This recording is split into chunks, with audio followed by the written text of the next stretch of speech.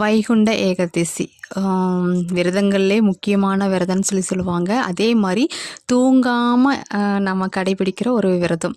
முதல்ல யார் இந்த ஏகாதசி? ரொம்ப சுருக்கமாக சொல்கிறேன். மகாவிஷ்ணு நல்லா ஆழ்ந்த ஒரு நித்திரையில் இருந்திருக்காரு. அப்போ அவரோட இடது காதிலிருந்து 2 அசுரர்கள் தோன்றியிருக்காங்க. மகாவிஷ்ணு கிட்டேருந்து தோன்றியதால் அவங்க ரொம்ப பலசாலிகளாக இருந்தாங்க.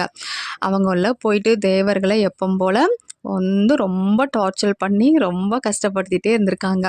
அவங்களாம் எப்பவும் போல் மகாவிஷ்ணு கிட்ட முறையிட்டிருக்காங்க. சரின்னு சொல்லிட்டு மகாவிஷ்ணு அவங்களை காக்கறக்காக போர் புரிகிறாங்க. போர்னா 1 நாள் 2 நாள் கிடையாதுங்க. நீண்ட காலம் போரிட்டுட்டே இருப்பாங்க. அப்போ ரொம்ப களைப்படைஞ்ச பெருமாள் ஒரு குகையில் அவரோட ஆயுதங்களை எல்லாம் புதுப்பிக்க அந்த வேலையெல்லாம் செஞ்சுட்டு அப்படியே கொஞ்ச நேரம் தூங்கலான்ட்டு தூங்கியிருக்காரு. அப்போ பார்த்து இந்த 2 அசுரர்களும் அவரை அழிக்கலான்ட்டு வந்துட்டாங்க. அப்போ பெருமாளோட உடல்ல இருந்து ஒரு பெண் சக்தி தோன்றி அவங்க கூட போர் செஞ்சு அந்த அசுரர்களை அழிச்சாங்க. நம்ம பெருமாள் என்ன செஞ்சார்னா, அந்த பெண் சக்தியை பாராட்டி, இன்னைக்கு முதல் நீ ஏகாதசிங்கிற பெயரால் அழைக்கப்படுவாய்.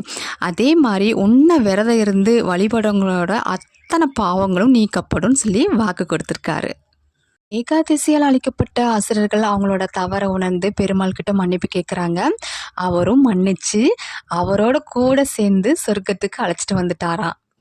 அப்போ அவங்க சொன்னாங்களாம், எங்களுக்கு அருள் செஞ்ச மாதிரியே இந்த நாளில் உலக மக்கள் அனைவருக்கும் நீங்கள் வைகுண்டத்திலிருந்து வெளியே அருள் செஞ்சு அவங்களோட பாவங்களை எல்லாம் போக்கி வைகுண்ட பதவியை அளிக்கணும் அப்படின்னு சொல்லி கேட்டுட்டாங்களாம். நம்ம பெருமாளும் அப்படியே ஆகட்டும் அப்படின்னு சொல்லி சொன்னாங்களாம். அந்த நாள் தான் மார்கழி மாதத்தில் வர்ற வளர்பிறையில் வர்ற அந்த ஏகாதசி, வைகுண்ட ஏகாதசி.